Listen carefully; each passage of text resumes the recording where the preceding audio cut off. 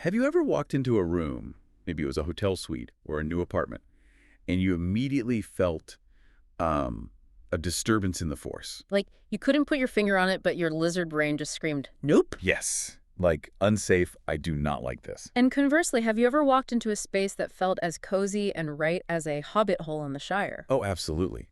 Where you just instantly drop your shoulders, your breath slows down, and you think, I could nap here for 100 years. Exactly. We usually write that off as just a vibe. Or, just personal taste. But what if that vibe is actually data?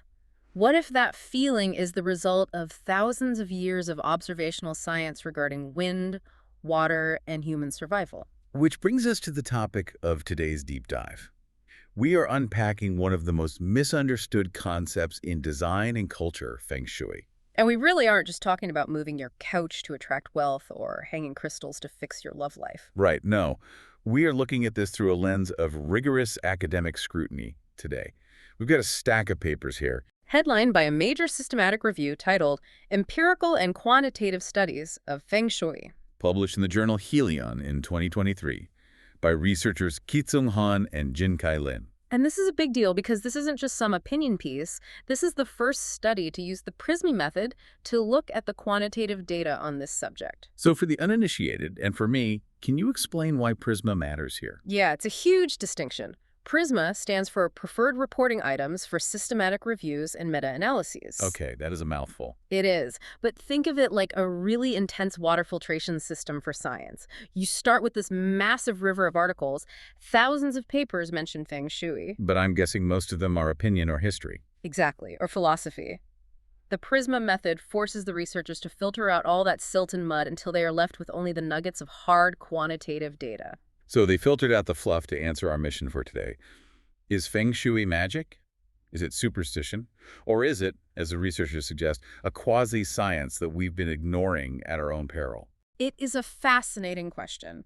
And to answer it, we have to strip away the New Age marketing that often surrounds it in the West. We have to look at what the texts and the data actually say. So let's start with the basics. Because for a lot of people, Feng Shui is just that thing you do when you want to rearrange your living room. But literally, it translates to wind and water, right? Correct. Feng is wind, Shui is water. At its core, it's a system about managing qi. Now, usually when people hear qi, they think of magic energy or something mystical. Right, but if you look at the Han and Lin review, they frame qi much more like environmental potential. Like thermodynamics. Thermodynamics, aerodynamics, yeah. It's about how environmental forces, wind, sunlight, water flow, interact with a physical structure. Okay, so it's less about magic spells and more about ancient HVAC and landscaping. In a way, yes. And this brings us to a critical distinction that Han and Lin make in their review. It's one that most people miss. There isn't just one Feng Shui. Right. There are two major schools of thought, and they are very different. I love this part of the research. It felt like the difference between the Jedi and the Sith. Or maybe different houses at Hogwarts. You've got the Luan Tu school and the Li Qi school. That's a good comparison. Luan Tu is the form school. This is the oldest form. And it focuses entirely on the physical environment, right? Mountains, rivers, topography. Yes, the shape of the land. The experts in the study note that this side of Feng Shui is incredibly rational. It's rooted in survival. The practical stuff. Exactly. If you are building a village 3,000 years ago, you need a site that protects you from harsh northern winds. That's the wind part. And gives you access to fresh resources. That's the water part. It deals with tangible elements you can see and touch. So if form school is basically ancient survival geography, what is the other one? Li Qi. Li Qi is the compass school. This is where it gets more esoteric. This is the abstract stuff. Yeah, it involves using the Luopan compass, calculating directions, birth charts, the flying stars, and the Chinese sexagenary cycle. Okay, so if form school is Dr. Strange doing physical martial arts, compass school is Dr. Strange doing the arcane calculations with the time stone. That's a surprisingly accurate analogy. Form school is the hardware, the land, the building. And compass school is the software, the abstract calculations of time and direction. And this is where the scientific literature draws a line. The review by Han and Lin concludes that Feng Shui is not purely superstition because the form school is so deeply rooted in environmental survival. But they stop short of calling it a science in the modern sense. Right, because the compass school elements, specifically the claims about predicting specific good luck or bad luck outcomes, are much harder to quantify. So it's a quasi-science. It sits in that gray zone. But here's where it gets really interesting to me. How so? Usually, if something is in a gray zone or considered mystical, it's highly subjective.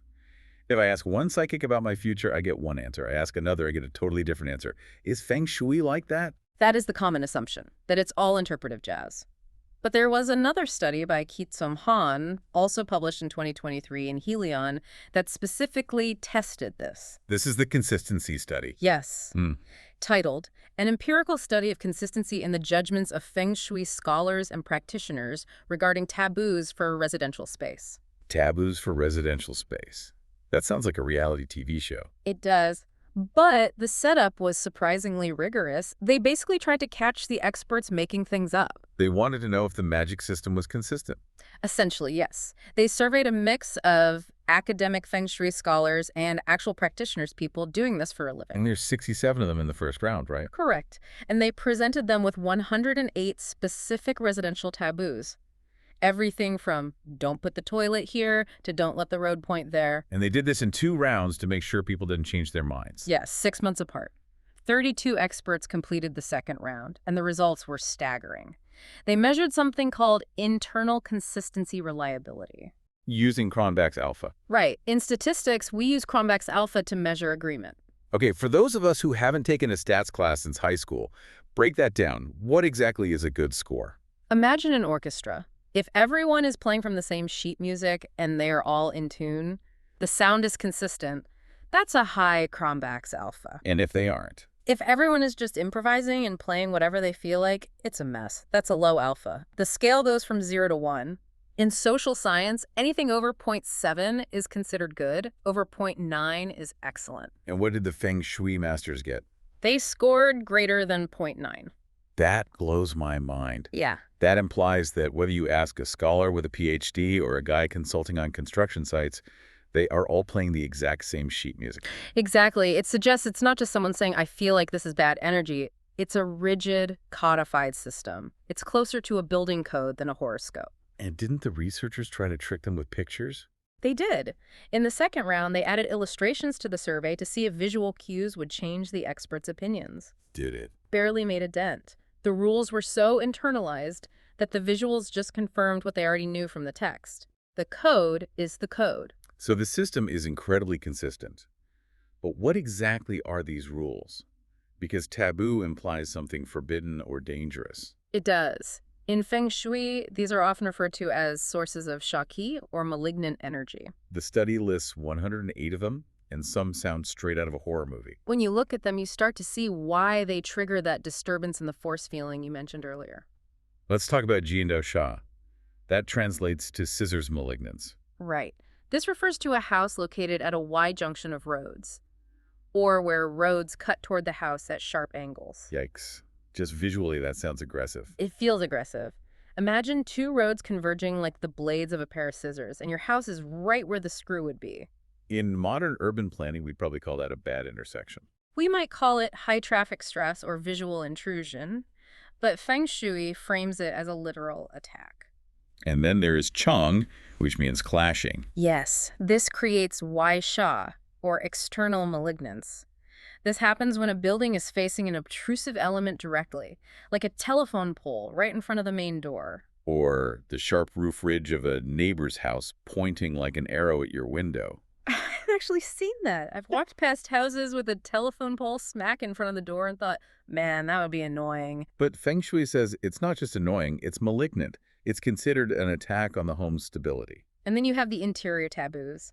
The Han study lists things like a staircase in the center of the house, which feels like a classic McMansion design choice. Why is that bad? The center of the home is considered the heart. It needs to be stable and grounded.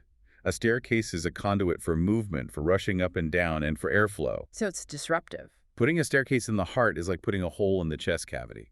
It destabilizes the energy, the key of the entire household. Okay, that makes weirdly intuitive sense. Right.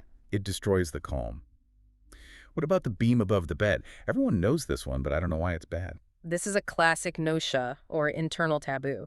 If you sleep with a structural beam directly over your body, Feng Shui says it creates oppressive pressure. It's cutting your energy field. It's like the sword of Damocles hanging over you while you sleep. Exactly. And this is where we can pivot from the magic explanation to the science explanation. Evolutionary psychology. Right. Humans are animals. We have a primal need for safety, especially when we are vulnerable, like when we're sleeping. We might be wearing pajamas, but our brains are still thinking about saber-toothed tigers. Precisely. If you are sleeping under a heavy beam, even if you intellectually know the house is structurally sound, your amygdala, the threat detection center of your brain, might register that heavy mass above you as a potential danger. It keeps you in a state of low-level alertness. Yes. This connects to your pop culture comparison. Think about fortress design in Game of Thrones, or a horror movie set. Oh, in a horror movie, the camera angles always make you feel exposed. A door behind you, a window you can't see out of. That creates anxiety. Feng Shui seems to be an ancient catalog of environmental stressors. Basically, don't design your house like a horror movie set. That is a very valid way to look at it. But does avoiding these stressors actually do anything? Does the Han and Lin systematic review find any evidence that this stuff works, or is it just a placebo? They do find evidence, but it's nuanced. When they looked at the environmental validity, specifically the form school stuff, the results were striking. For example, they looked at studies regarding Feng Shui forests. Feng Shui forests. That sounds like a specific biome in a video game. They are entirely real. These are sacred groves preserved near villages according to Feng Shui principles, usually at the dragon positions to block wind. And what did the data say about them? The review found that these forests objectively had greater biodiversity and habitat stability than non-Feng Shui forests. They weren't just spiritual sites, they were functional ecological reserves. So the superstition effectively acted as an ancient conservation program. Correct. And regarding microclimates, the sites deemed good Feng Shui objectively had better wind fields. Meaning less wind chill in the winter. Exactly. And better sunlight exposure compared to bad Feng Shui sites. So if you followed the rules, you literally stayed warmer and got more vitamin D. That's not magic, that's survival. Okay, that covers the outside environment. But what about the inside? What about the beam over the bed or the layout of the rooms? For that, we have to look at the master's thesis by Chumei Rui from 2022. Evaluation of ancient Feng Shui principles and their impact on layouts of contemporary residences. Yes, Rui's thesis is fascinating because it tackles the human health element directly. Rui surveyed 61 participants, mapping their house layouts against their self-reported health issues. And this is where it gets spooky again. What did they find? The correlations were significant. People who lived in layouts with bad Feng Shui reported higher incidences of insomnia, anxiety, and headaches. Specifically things like the bed facing the door, right? The coffin position. Yes. In traditional culture, the dead are carried out feet first. So sleeping with your feet pointing directly out the door symbolizes the position of death. But neurologically, let's look at it. Yeah. If your feet are pointing at the door, you are directly in the line of attack. It triggers the fight or flight response. If you are sleeping, your lizard brain is scanning for threats. If you are directly exposed to the entrance, your brain can't fully relax into deep sleep. So Rui's findings suggest that people in these positions had worse sleep quality. Exactly. It's not that a ghost is coming through the door, it's that your brain thinks a tiger might come through the door, so it keeps you half awake. It is ancient neuroscience encoded into superstition. The study also mentioned the kitchen placement, didn't it? It did. A kitchen in the Northwest is a taboo. Because in the I Ching and the Five Elements theory, the Northwest represents heaven and metal, which creates water. And the kitchen represents fire. Right. Putting fire at Heaven's Gate is a clash. Fire at Heaven's Gate sounds like an incredible metal album. But in a house, I guess that means conflict. In the survey, it correlated strongly with anxiety and headaches. Now, from a scientific perspective, we have to be careful about correlation versus causation here. Does the room cause the anxiety? Or do anxious people fail to organize their rooms well? Exactly. Or is it the nocebo effect where believing the room is bad actually makes you feel sick? That's a fair point. Yeah. We have to remain neutral on the actual cause. But even if it is just belief, we can't ignore the market, right? Even if a listener thinks this is all nonsense, the real estate market disagrees. Oh, absolutely. The review mentions a study by Liu from 2018 analyzing housing prices. In Asian markets, and increasingly in Western ones with large Asian populations, Feng Shui significantly impacts housing prices. So a house with a bad orientation or a scissors road configuration sells for less. Significantly less. If the market believes the taboo becomes an economic reality. So even if you don't believe in qi, your wallet has to believe in it if you want to resell your house. Right. Okay, so let's bring this all home. We've looked at the Prisma Review by Han and Lin, the consistency study, the health surveys from Rui. What is the ultimate verdict? Well, synthesizing all these sources points us to three main takeaways. First, Feng Shui, specifically the form school, is essentially a proto-science. It was the geography and environmental science of its day. Exactly. Prioritizing sunlight, wind protection, and water flow long before we had modern meteorology or building standards. It's like ancient green building certification. That's a great way to put it. Second, it is a remarkably consistent system. It's not random guessing. The high reliability scores in Han's 2023 study, that zero point 0.9 alpha, prove this is a codified body of knowledge transmitted accurately for centuries. The Jedi Code is real.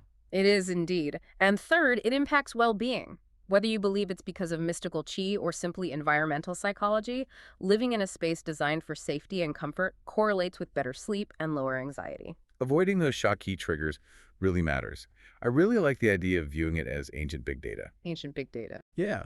It's like thousands of years of humans noticing, hey, everyone who sleeps under that heavy beam gets headaches. Or every village built in this valley gets wiped out by the wind. They didn't have spreadsheets, so they turned it into stories about dragons and energy to make sure people remembered the rules. That is a perfect way to synthesize it. It's survival data packaging. And that brings us to a provocative question for you, the listener, to consider. We live in a world of smart homes and high-tech architecture.